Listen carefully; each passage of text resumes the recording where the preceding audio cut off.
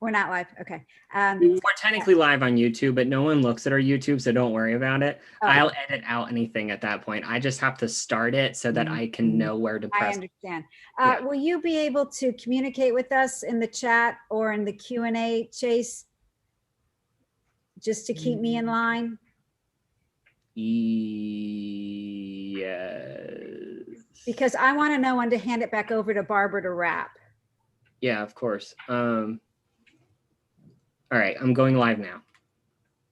Okay. Going to start a few minutes early just to make sure everything's working. All right, we are live now on Facebook and our YouTube channel, Herc Tallahassee. I want to encourage people to send questions, comments into the comment section under the videos, and Barbara and Stacy will be able to view them and ask as they come in. So take it away, Stacy. Great. I'm going to hand it over to Barbara. I'm just so pleased to be here on behalf of Searching for Identity. And I just love the partnership we are doing with Holocaust Education Resource Council in Tallahassee. So Barbara, I'm going to hand it over to you to do the introductions. Thank you very much, Stacy. I want to welcome everybody here today for our third Facebook Live with Searching for Identity and Herc. But today we have three special people joining us, and today our featuring is children of Holocaust survivors, otherwise known as a second gen. And Stacy is such a world of knowledge working with second gen that this is the time that we can learn from keeping the stories going. So I want to welcome Rita Blank and Elizabeth George and Steve Friedlander, all of living in Tallahassee and our local community here. And I'm going to turn it over to Stacy now to start some really good conversation of why we need to remember the Holocaust in our family stories. Thank you, Barbara.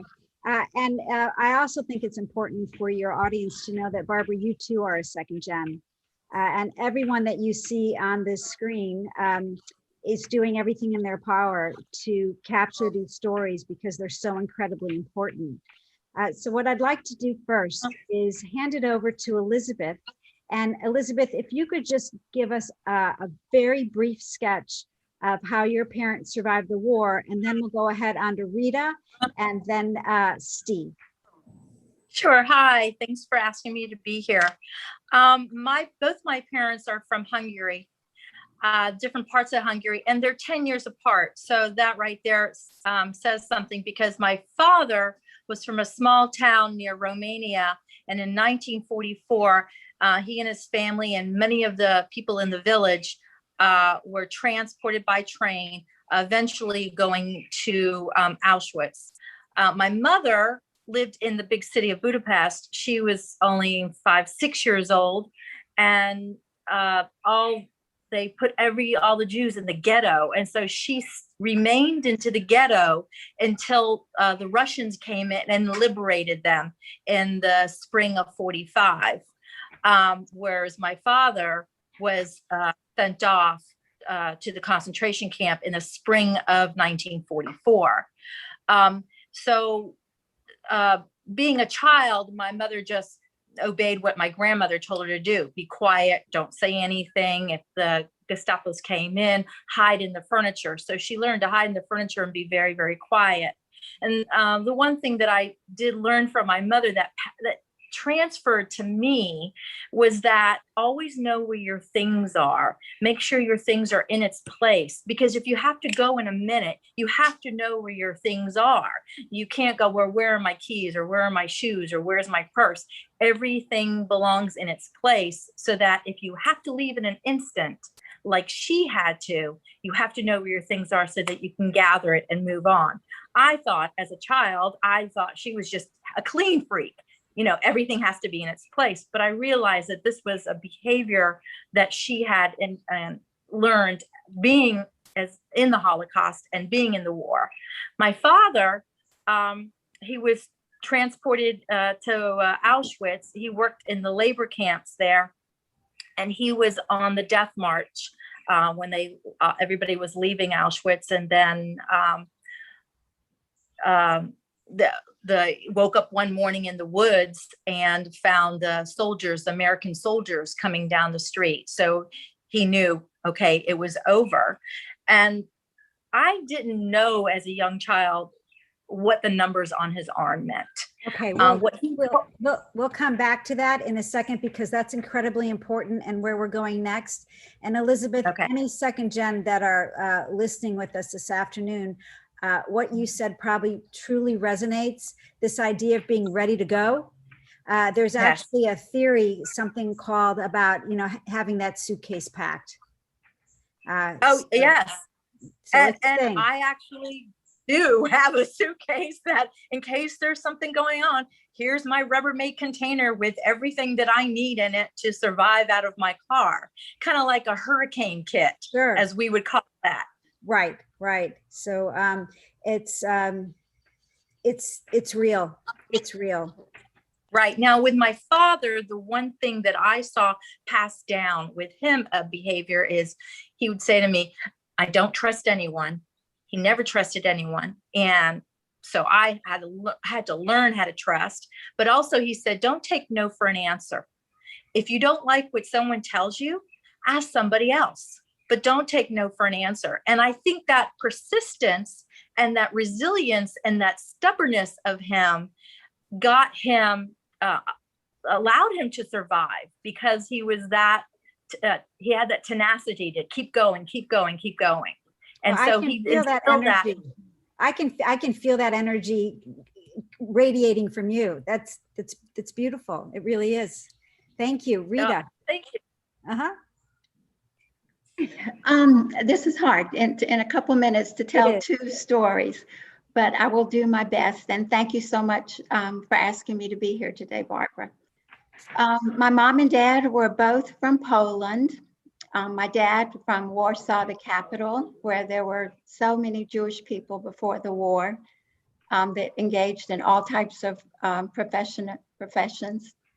My father was, I don't know how to say, but strong.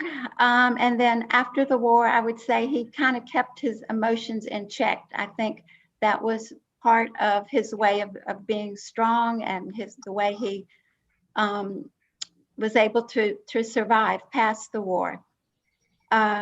He had two sisters and one brother that he lost during the war, and his parents. They were all taken into the Warsaw Ghetto and rounded up. And eventually my father did fight back in the uprising and was one of the last few men taken from the ghetto to Auschwitz, where he was there for, I believe, about a year.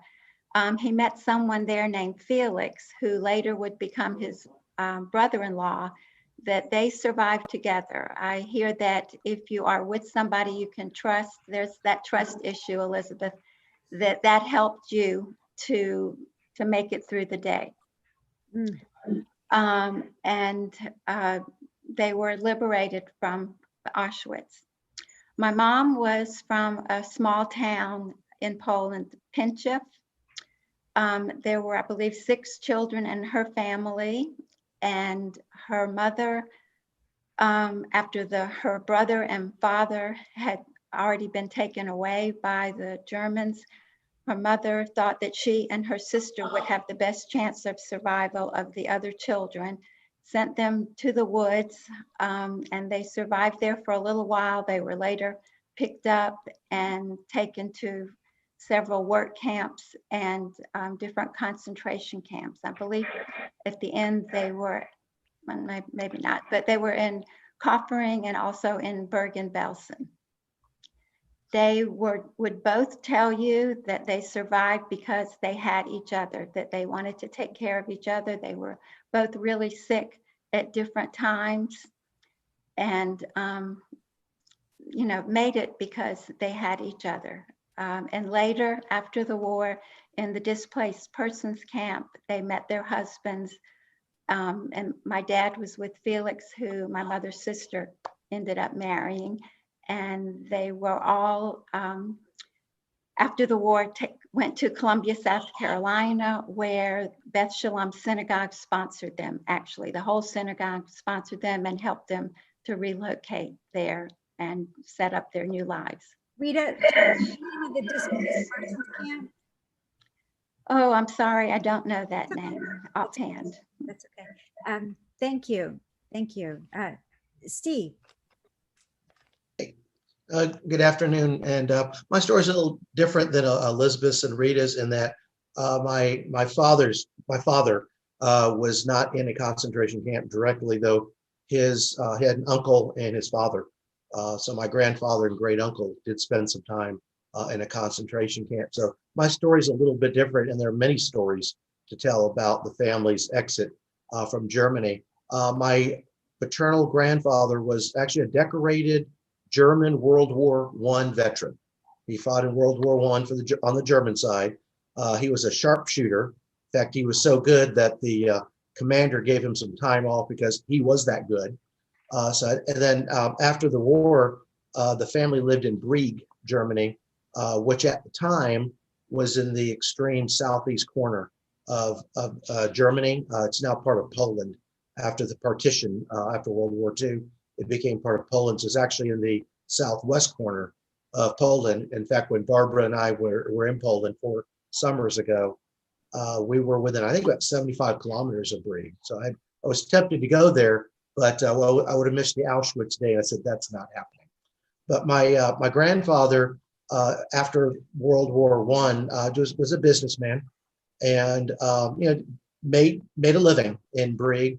And then my grandmother's brother, Kurt Bach, was also a businessman. Those are the two who spent time, I believe it was Buchenwald. They spent some time in a concentration camp. My uncle for 3 months. In fact, when I was a student at Florida State, in between my freshman and sophomore years, I took a Holocaust class under Dr. Richard Rubenstein, who Barbara just only passed away very recently. But he was an eminent scholar on the Holocaust, and I asked him, what I could do to help him out, and we discussed that. So, I've got an uncle and a father, and they can write letters, and he was very receptive to that. So my uncle wrote a letter about his experience in the concentration camp, and I don't know if Barbara, if you have a copy of that, but I can get copies made. I still have that. And then he was actually the one, my uncle, going fast forwarding, who advanced to Shanghai from Germany, because my family went through Shanghai, and did what it took, AKA bribery, to get the family from Germany to Shanghai. My grandfather spent more than a year at Buchenwald, and when he came out of the camp, as my father said, he was a broken man. He never worked again. He was not able to work. This is a very able person. And then eventually, to make a very long story short, he was a stubborn man too, by the way, because he was going to stay in Germany no matter what. And then the Nazi officer showed him a list of the next family who was going to be shipped out, and their family was on the top of the list. So they took the hint finally, and got on the train and went through Germany, took the Siberian Express, and then on to Shanghai. That's the very short version of a long story.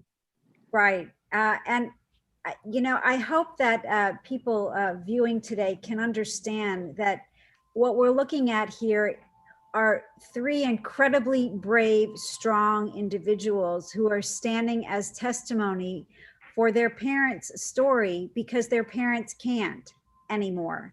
And they have these are second gen who have chosen the responsibility to make sure that these stories are captured and shared for history, for personal reasons, and clearly for no one to deny.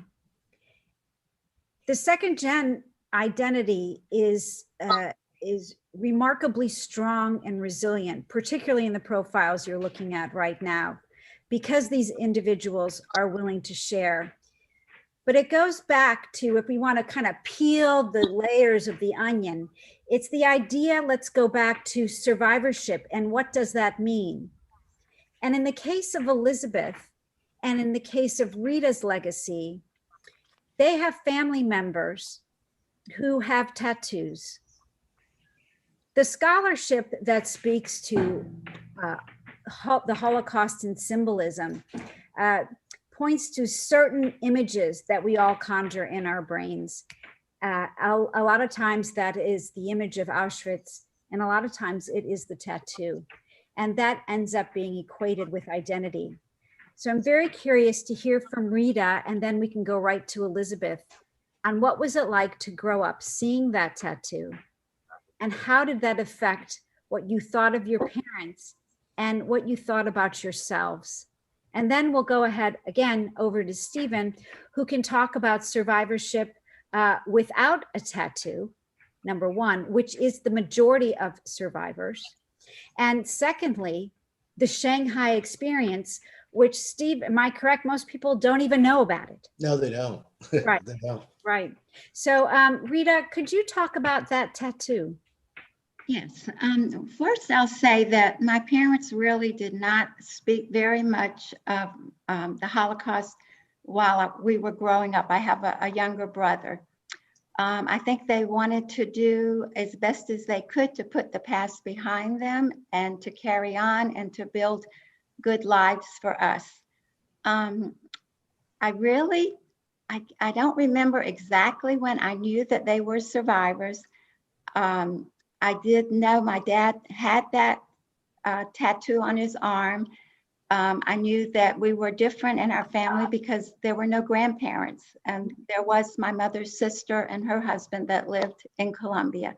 So we had a small family, and it was just something. It was a mark there on my dad. But probably until I was maybe in high school, I didn't really know that much about the war, any of their experiences, or maybe even why he had that on his arm. They were just very, very quiet about that. I know my aunt did tell her children more about her experiences, but my parents were really very quiet about it. I did find out when I was, I think I was about 30 years old. They went to Washington, D.C., where there was a big convention of survivors from all over the world. And when they came back, they were interviewed, and there was a story in the newspaper. And that was when I actually read my mother's story. My father's story, I found out even much later than that. So we have to really appreciate when survivors speak out, because it's not easy. And it's really very, it's nothing like hearing a survivor story for students in the classroom, or for adults too that are wanting to learn more about the Holocaust. So Rita, tattoo, what does that mean?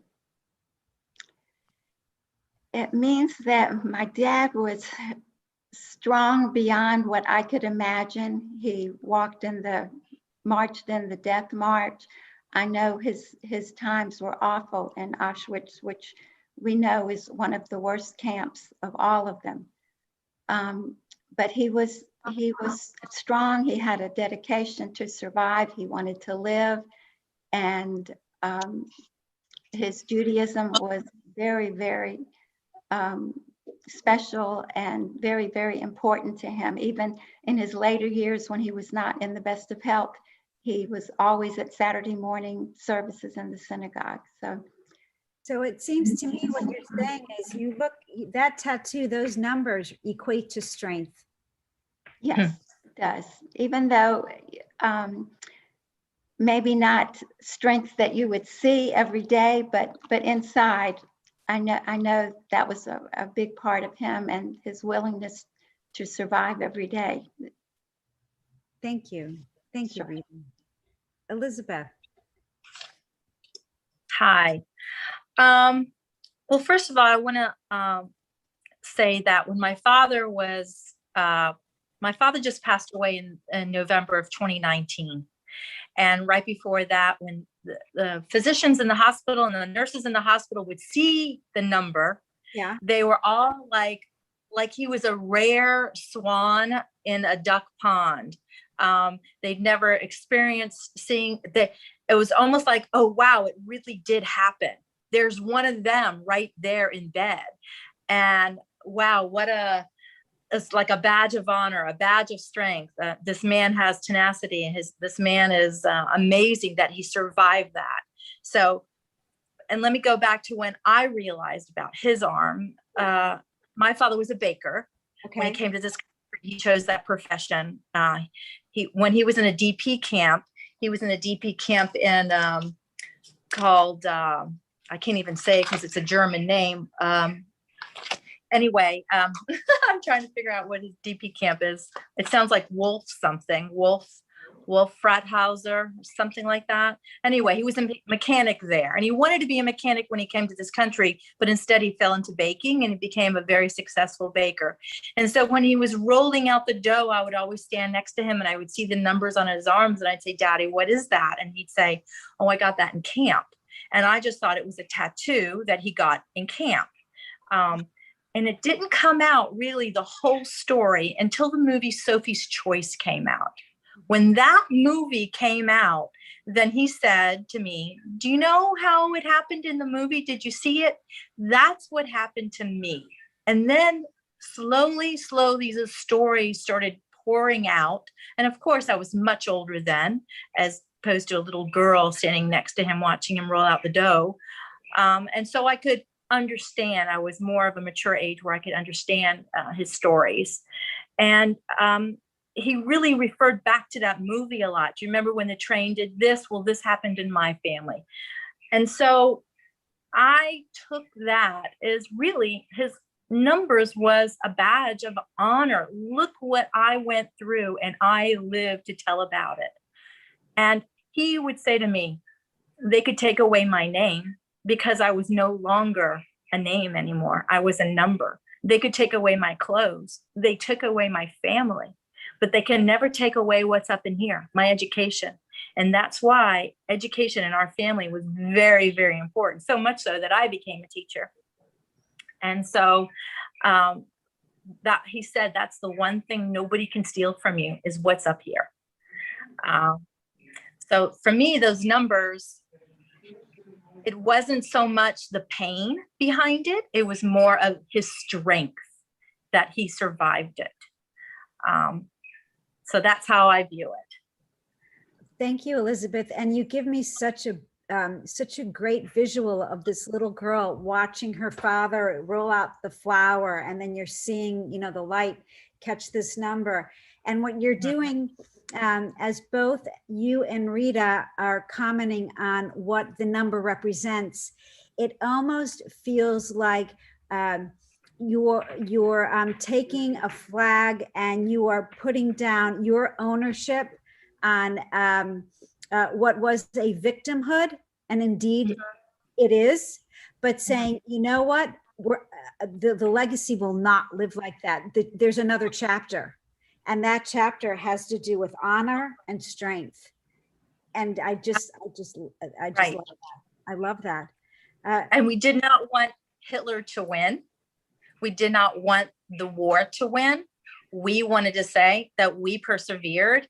We have children, we have grandchildren, we have great grandchildren. And so the legacy lives on. And so Hitler did not win in that respect.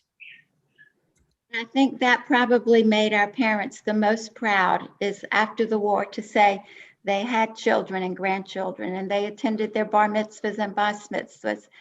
You can imagine if you survived a war and here you are celebrating and enjoying that with all your family.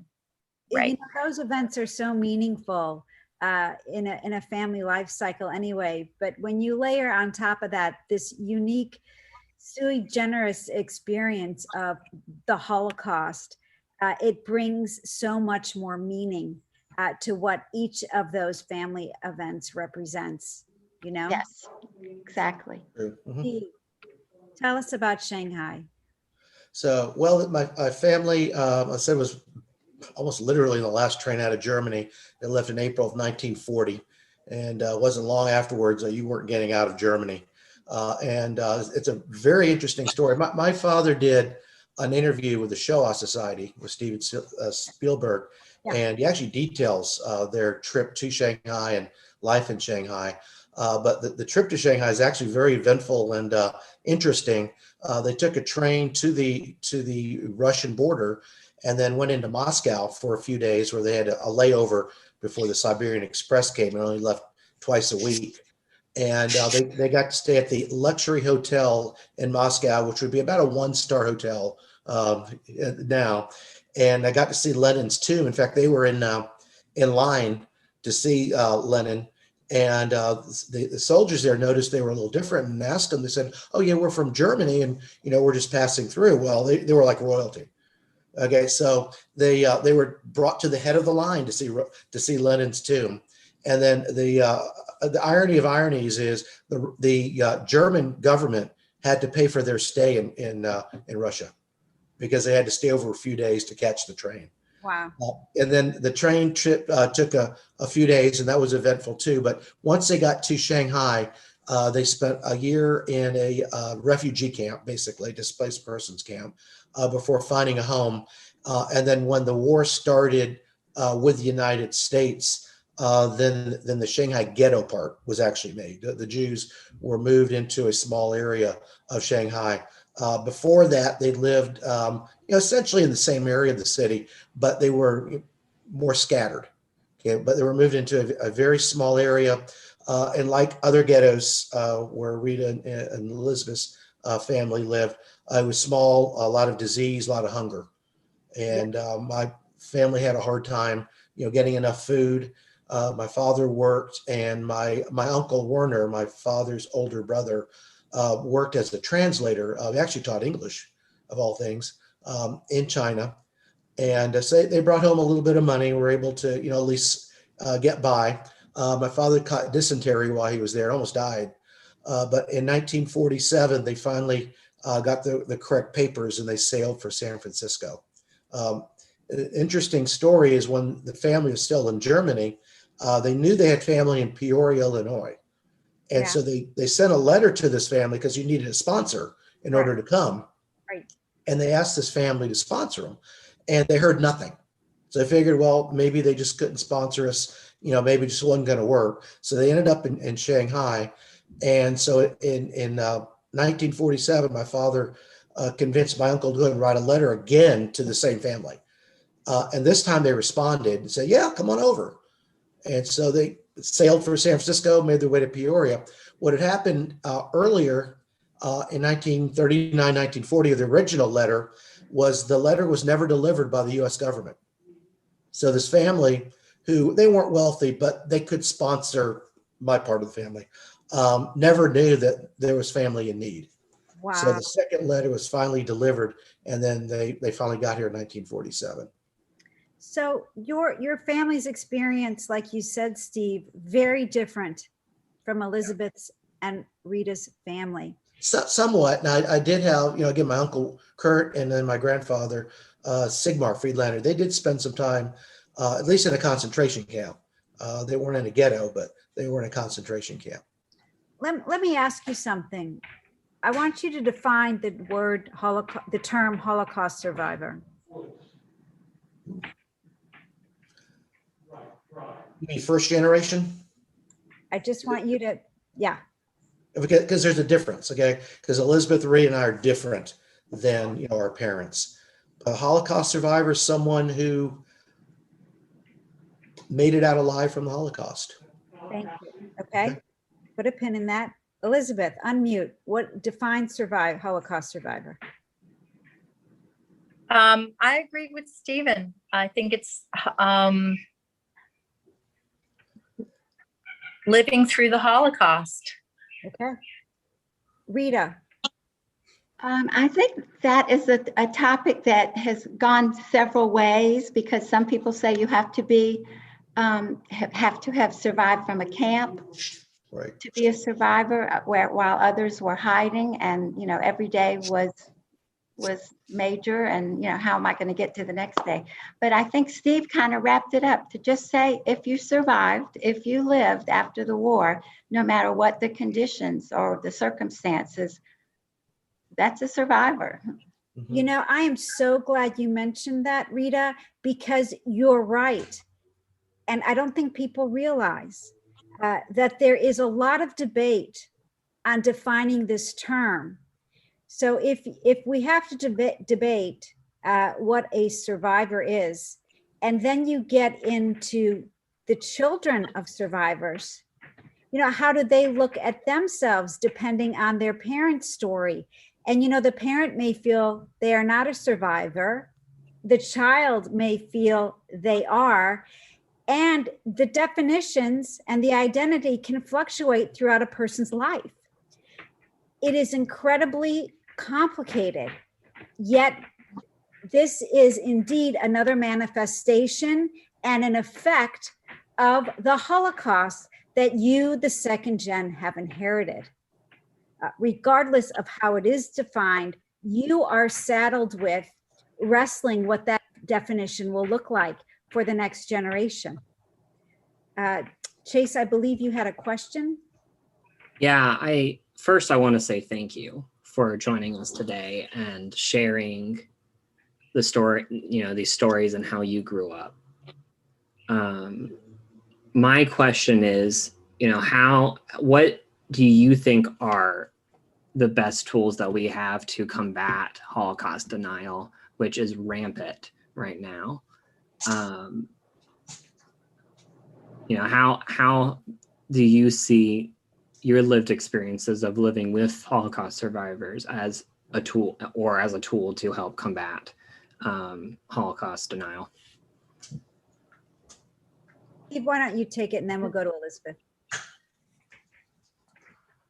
Well, we got to retell the stories. We have to present evidence that it was there. The Shoah Society has 52,000 hours of interviews, so there's a lot of evidence there. There's pictures, there's film, and educate youngsters. That's something that Herc does very well. Herc teaches the teachers, but then the teachers get to the young kids. I teach over at Childs High School. In the last several years, we've had a Holocaust Remembrance Week, and I've been on that committee since it started, and I've done several presentations to the student body, and that's a way. You just got to present. You got to present evidence. It has to be in a logical, emotional but unemotional way, and so you have to appeal to people's intelligence and say, hey, this is what happened. Here's the evidence. We had a Holocaust survivor speak at Childs a few years ago, and it made an impact. I was in the cafeteria where you had hundreds of teenagers and you could hear a pin drop, and that doesn't happen often with teenagers. My father spoke I taught at Rickards in the International Baccalaureate program. He talked to the IB students. When I transferred to Childs, he talked to their students, and when he spoke, again, you could hear a pin drop. And the questions the kids asked were fantastic. Okay, very, very good questions. And so that's the kind of thing we're going to have to do. Elizabeth and Rita and myself and, Barbara, second generation survivors, we got to carry the torch. And because even the Holocaust survivors, first generation, they're getting too old to go out there and talk. And so we're going to have to carry on the torch and just keep presenting, and just reach as many people as we can. Thanks, Steve. Elizabeth, please add to that, and then we'll go to Rita. Yes. When my father passed away and I was cleaning out his house, I got a lot of documentations of when he came to this country and what happened and how he came to this country. And one of the things that happened when they left the DP camp, they had to get, or come into this country, they had to get a paper called the Certification of Identity in lieu of passport. Mm-hmm. Now, on this piece of paper, it says there's a single journey only. In other words, he's coming to this country, not leaving the country. And it says that he solemnly declares that he never committed nor has been convicted of any crime except as follows. And this is what the part that was typed in. My internment, meaning at the DP camp, was due to racial persecution and not because of any crime. And I believe because racial persecution still happens today on many different levels, not just Jews. So I think by education and by relating that the Jews went through racial persecution, just like this other group of people that is going through racial persecution right now, so that it could be relatable. And I think because the Holocaust happened such a long time ago, and that generation is dying out, it's not relatable. As a teacher, I actually had adult students tell me that people did not even go to the moon. They didn't believe that somebody landed on the moon, and that was all done in a studio, and it's all fake. So you're going to have the naysayers, but education is the most important thing, and to make it relatable so that it hits home for them. I think that's what's really important. Thank you. Learning from teachers, I love it. Rita. To continue with that, learning from teachers, education is, I think, the key for the students growing up.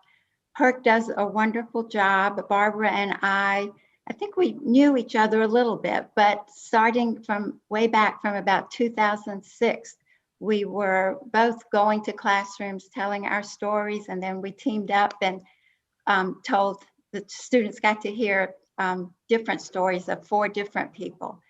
And Herc has just made a tremendous impact in our community. When I was going to school, I don't remember learning anything about the Holocaust, even in high school, very, very little. And there's so much documentation now of survivors' stories. There are so many films and books, and we just have to keep sharing all of that with the younger students so that when they are adults, that hopefully we will have a better world where people are not denying the Holocaust. Well, I want to thank you all for our way too short time to be together for these incredibly important messages. And I just want to wrap with a few keywords that you all said, so people can know they can do something to help carry on your family stories. And you've all said it. It starts with education. And we have Herc right here that provides that to anyone who wants to reach out, whether they're in Tallahassee or Timbuktu. Barbara can make that happen. I've seen her do it. And so I know she can do it. The other thing that Steve said, which is so important, is you've got to have facts. We can't deny the emotion. The emotion obviously is there. We are human beings, but we have to have facts because, like you also mentioned, there is denial. And denial is based in fear and ignorance. And the only way to combat that is to deconstruct the illogical house of cards that is there. And once you have facts, that's all there is. I think Deborah Lipstadt said it best, right? There are facts, there are opinions, and there are lies. And facts, as long as you have those, the lies melt away, because that you can't have both at the same time, right? And you all are living proof of history and fact. And I'm just so grateful for your time today. I know it's important that we hear these stories and that we remember them.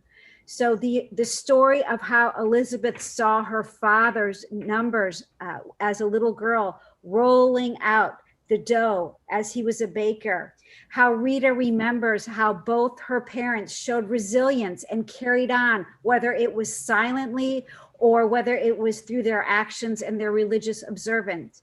And Stephen's incredible story of crossing continents in order to survive. These are our stories that everyone today, we all inherit by virtue of being here with you.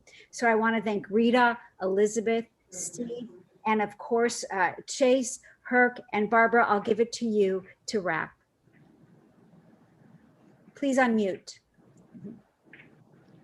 Got it. Okay, once again, I want to thank everybody for helping me here today. This was incredible. I know also from personal experience, these stories have to be told. and they really do make a difference. So we're going to again wrap it up today and then come back next week for a new program. We'll be doing this again next week. Thank you, everybody. Thank you. Okay.